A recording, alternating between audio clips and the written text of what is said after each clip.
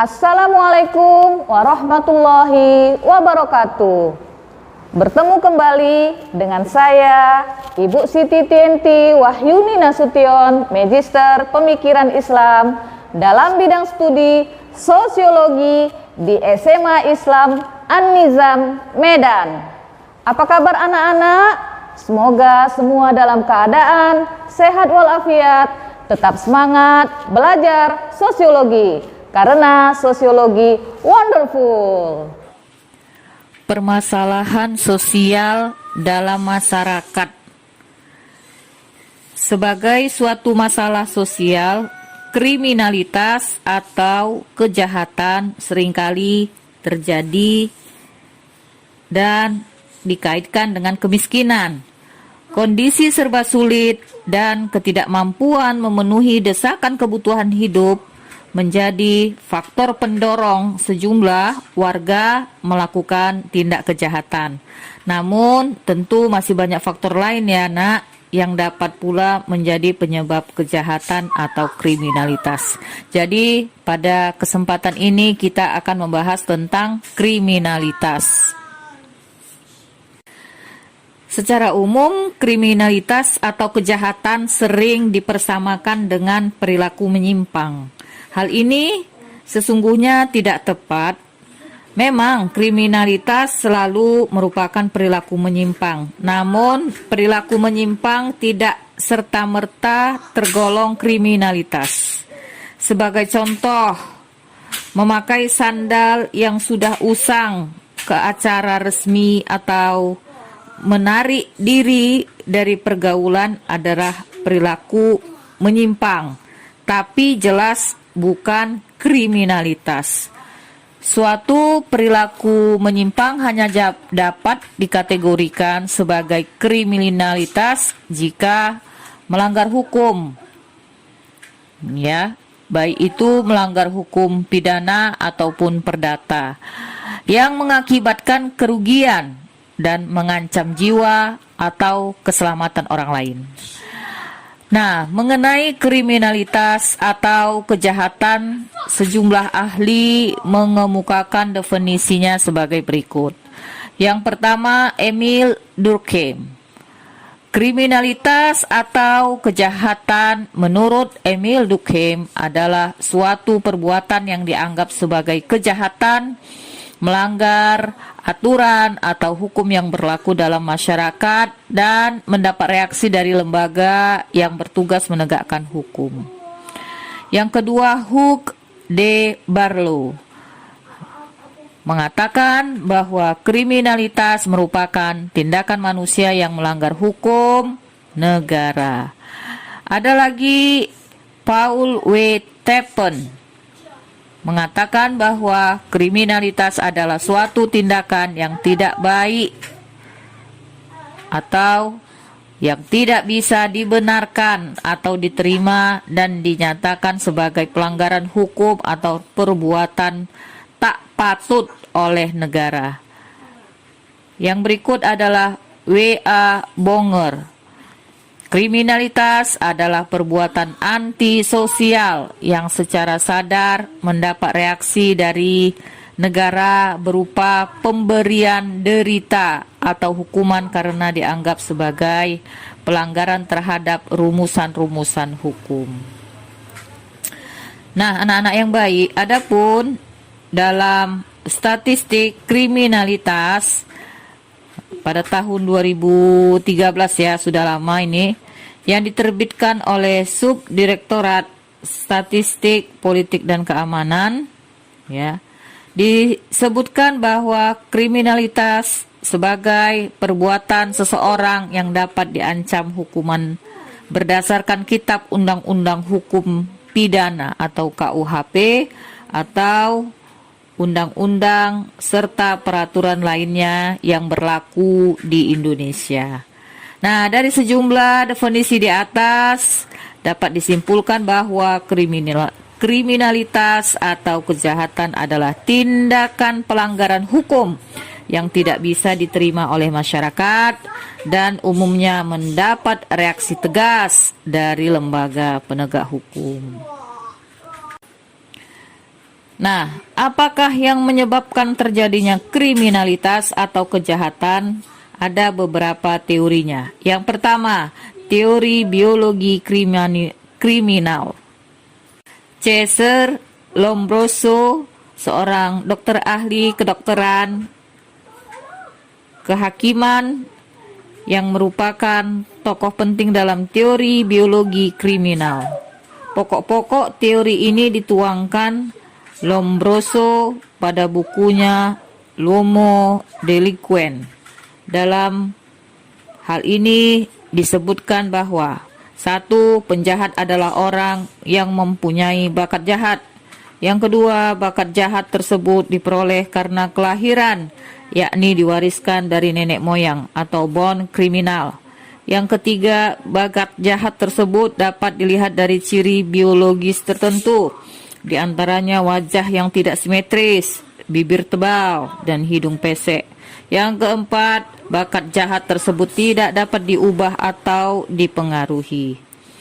Enrico Ferri, salah seorang murid Lombroso, menambahkan pengaruh lingkungan dalam penyebab kejahatan. Ia mengajukan rumus, yaitu kejahatan sama dengan individual tambah sosial tambah fisik.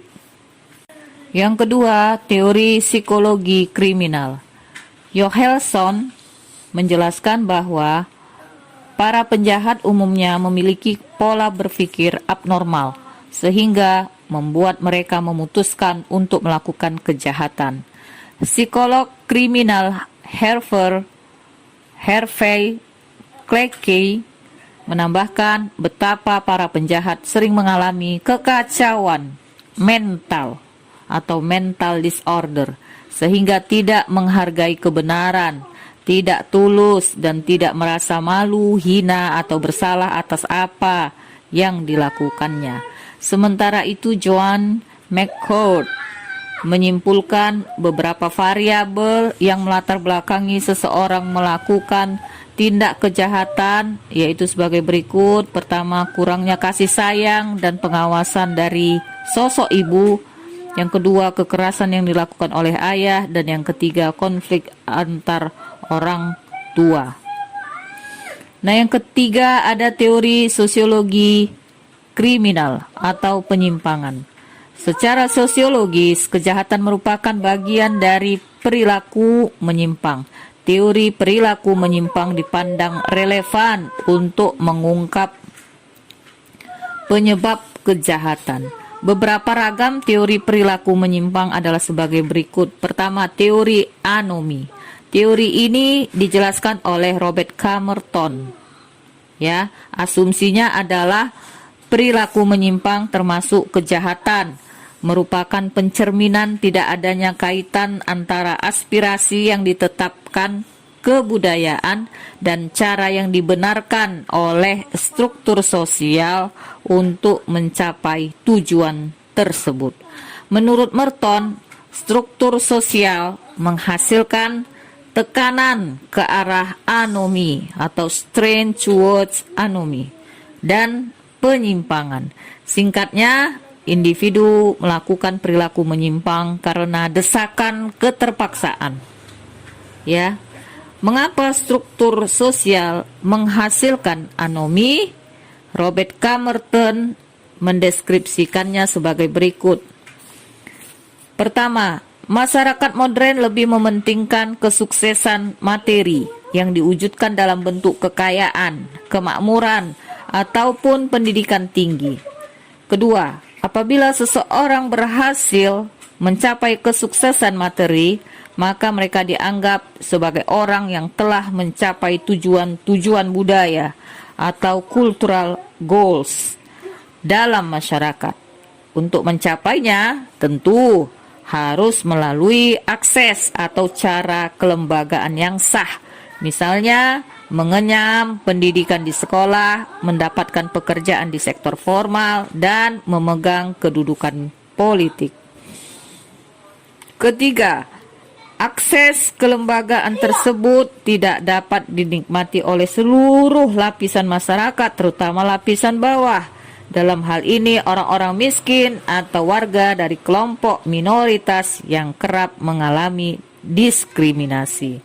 Yang keempat, akibat dari keterbatasan akses, maka muncul situasi anomi di mana seseorang harus mencapai suatu tujuan budaya, namun akses yang tersedia relatif tidak memadai. Contohnya, seorang lelaki dari keluarga miskin terjerumus menjadi pengedar obat-obat terlarang karena ia ingin memperoleh kekayaan materi yang berlimpah, namun tak pernah mengenyam pendidikan dan tak memiliki keterampilan untuk mencapai keinginannya secara wajar. Nah, berikutnya teori differential association. Ini bagian dari teori sosiologi kriminal atau penyimpangan ya nak. Nah, teori yang dirumuskan oleh Edwin H. Sutherland ini memandang bahwa penyimpangan bersumber pada pergaulan yang berbeda atau differential association. Penyimpangan dipelajari melalui proses alih budaya atau cultural transmission. Melalui proses belajar, seseorang mempelajari suatu subkebudayaan menyimpang atau deviant subculture. Secara sederhana dapat dikatakan bahwa seseorang menjadi menyimpang karena bergaul dengan penyimpang. Teori ini memiliki sejumlah proposisi sebagai berikut. Pertama, perilaku menyimpang adalah hasil dari proses belajar atau sesuatu yang dipelajari. Jadi untuk mempunyai perilaku menyimpang di sini mereka belajar juga ya nak. Nah, yang kedua, perilaku menyimpang dipelajari oleh seseorang dalam interaksinya dengan orang lain dan melibatkan proses komunikasi yang intensif. Ya. Jadi ada proses komunikasi yang intensif dalam hal ini.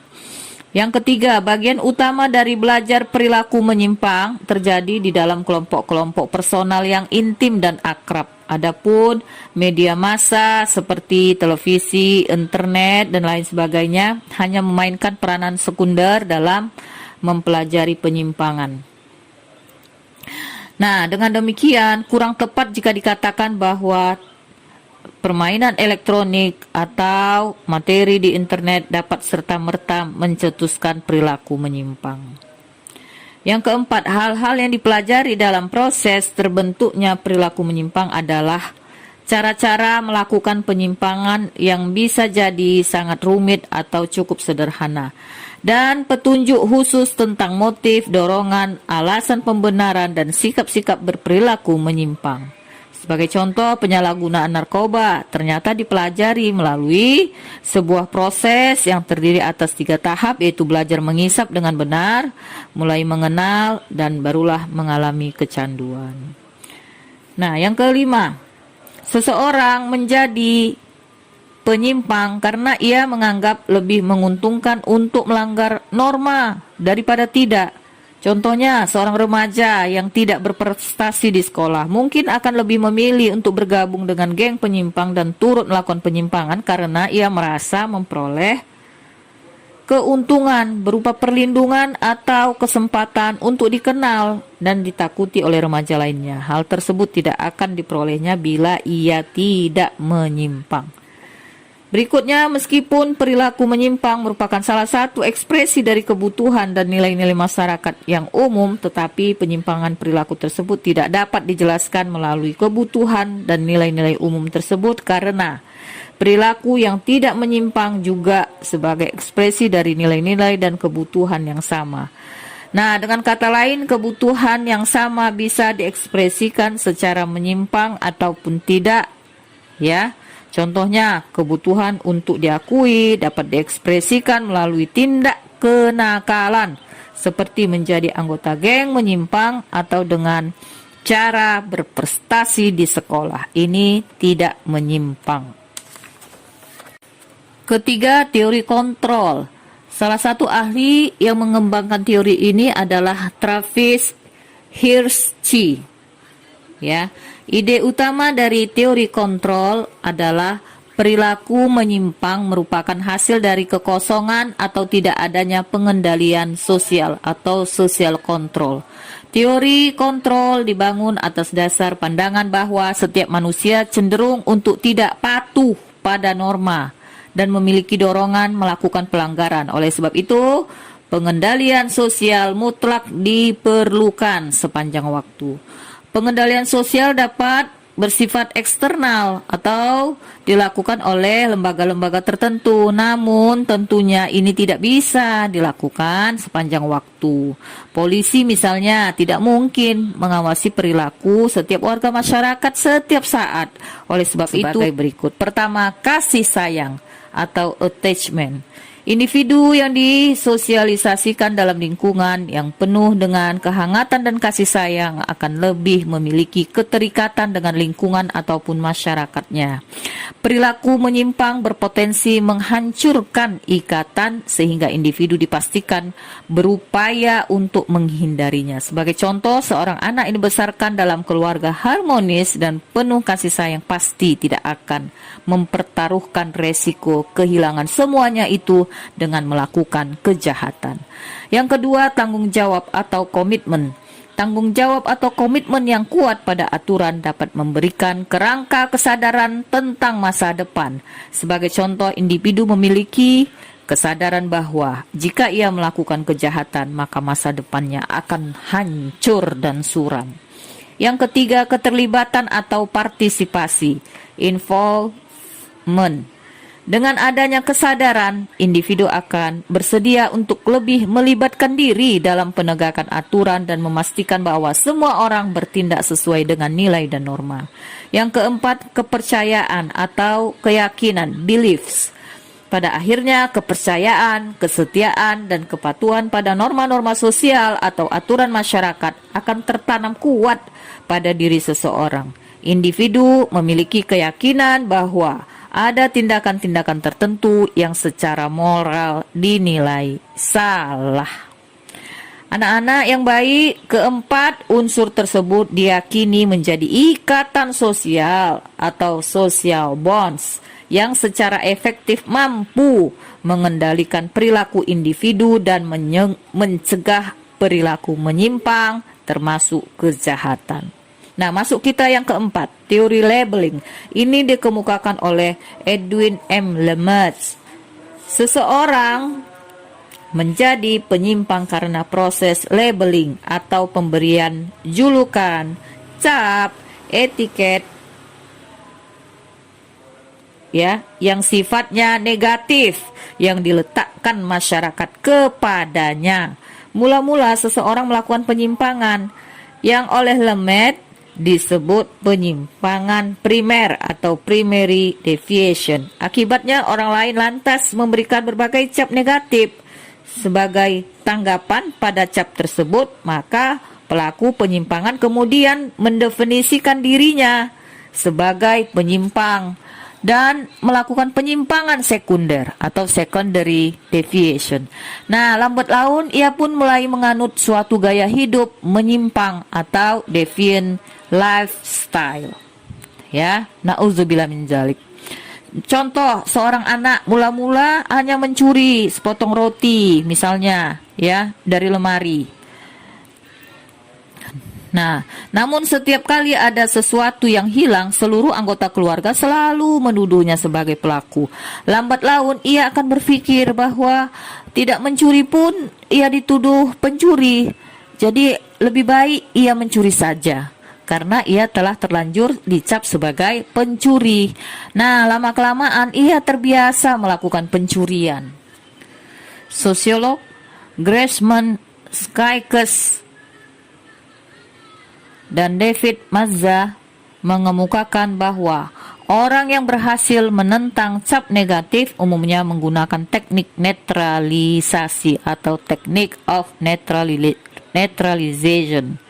Ya, teknik netralisasi dilakukan dengan cara yang pertama penyangkalan tanggung jawab, yang kedua penyangkalan cedera, yang ketiga penyangkalan terhadap korban, yang keempat mengutuk balik para pengutuk, yang kelima mengangkat tinggi nilai kesetiaan. Nah, sekarang kita masuk bentuk-bentuk kriminalitas. Pertama, kejahatan tanpa korban atau victimless crimes merupakan suatu bentuk kejahatan yang menjadikan pelaku sebagai korban tindakannya sendiri. Contohnya adalah berjudi dan penyalahan narkoba.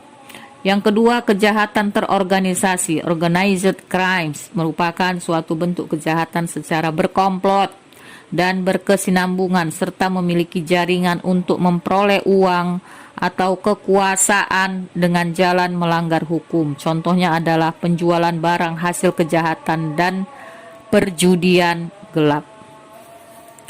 Yang ketiga, kejahatan terorganisasi transnasional atau transnational organized crimes merupakan bentuk kejahatan terorganisasi yang melampaui batas negara dilakukan oleh organisasi kejahatan yang memiliki jaringan global. Nah, yang keempat, kejahatan kerah putih, white collar crimes, yang merupakan suatu bentuk kejahatan yang dilakukan oleh orang terpandang atau orang berstatus sosial tinggi dalam pekerjaannya. Contohnya adalah korupsi. Yang kelima, kejahatan perusahaan atau corporate crimes, yang merupakan jenis kejahatan yang dilakukan atas nama organisasi formal atau perusahaan dengan tujuan menaikkan keuntungan dan menekan kerugian. Yang berikut ada violent offense, yang merupakan suatu kejahatan yang disertai tindakan kekerasan terhadap orang lain, dan property offenses, yang merupakan kejahatan yang menyangkut hak milik. Seiring perkembangan teknologi seperti internet sekarang ini, bentuk-bentuk kejahatan baru pun bermunculan. Salah satu di antara bentuk kejahatan yaitu kejahatan dunia maya atau cyber crimes, yakni kejahatan yang dilakukan oleh seseorang maupun kelompok dengan menggunakan sarana komputer dan alat telekomunikasi lainnya. Seseorang yang menguasai dan mampu mengoperasikan komputer seperti operator, programmer, dan analisis dapat menjadi pelaku cybercrime. Tindak pidana yang berhubungan dengan aktivitas ilegal, pasal 27 dan sampai dengan pasal 31. Ini misalnya isi Undang-Undang Nomor 11 Tahun 2008 tentang informasi dan transaksi elektronik ya. Nah, anak-anak, perlu kita ketahui ya bahwa minimnya saluran mobilitas sosial yang belum terselesaikan secara tuntas seperti pendidikan, kesehatan, kemudahan mendapatkan modal usaha, lapangan pekerjaan, dan lain-lain, serta adanya suatu kesempatan untuk melakukan kejahatan, maka akan memberikan suatu kepastian tindak kejahatan. Oleh sebab itu, untuk menanggulangi masalah kejahatan di tengah-tengah permasalahan yang rumit, seluruh kalangan perlu kembali menegakkan hukum yang berlaku. Ya, tidak hanya aparat penegak hukum, melainkan seluruh masyarakat juga dapat berpartisipasi dalam melakukan pengendalian sosial terhadap tindak kejahatan ini atau kriminalitas. Nah, beberapa bentuk partisipasi tersebut adalah sebagai berikut. Yang pertama, dari tokoh agama dan tokoh masyarakat dapat berperan memberikan keteladanan yang baik dan memberikan nasihat-nasihat untuk mencegah terjadinya tindak kejahatan. Yang kedua, tokoh agama dan tokoh masyarakat pun bisa melakukan upaya pervasi atau persuasion, yakni menanamkan aturan dan norma yang ada secara rutin serta berulang-ulang sehingga akhirnya dapat membudaya serta dilaksanakan secara konsisten oleh individu atau kelompok. Ini dapat dilakukan melalui pendekatan informal kepada warga masyarakat, misalnya ketika berlangsung pertemuan rutin warga, arisan, pengajian, persekutuan doa, atau kegiatan lainnya. Nah, yang ketiga, kaum remaja yang telah memperoleh pemahaman dari lembaga pendidikan formal di sekolah tentang pentingnya ketaatan terhadap hukum bagi terciptanya ketentraman hidup bermasyarakat dapat menularkan pemahamannya kepada warga masyarakat di sekitarnya dan berupaya meyakinkan mereka tentang kebaikan norma atau aturan yang berlaku dalam masyarakat.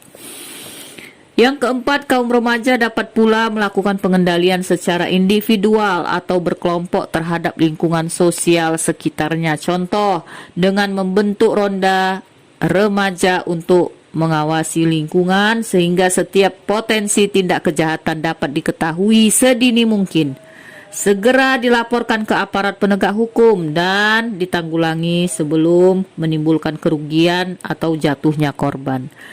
Yang terakhir, warga masyarakat melalui lembaga swadaya atau media massa dapat berpartisipasi aktif mengawasi proses penegakan hukum oleh aparat berwenang agar benar-benar berlangsung tanpa diskriminasi dan tidak menyimpang dari ketentuan hukum.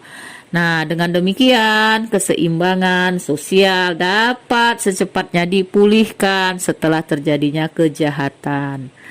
Timbul efek jera bagi pelaku sehingga tidak mengulangi kejahatan, sekaligus menjadi contoh bagi warga masyarakat supaya senantiasa taat hukum. Demikian pembahasan kita pada hari ini tentang kriminalitas. Semoga bermanfaat. Demikian pembelajaran hari ini. Sampai jumpa di video pembelajaran berikutnya. Jangan lupa like, comment, and share video ini. SMA Islam An-Nizam, unggul, cerdas, Islami. Assalamualaikum warahmatullahi wabarakatuh.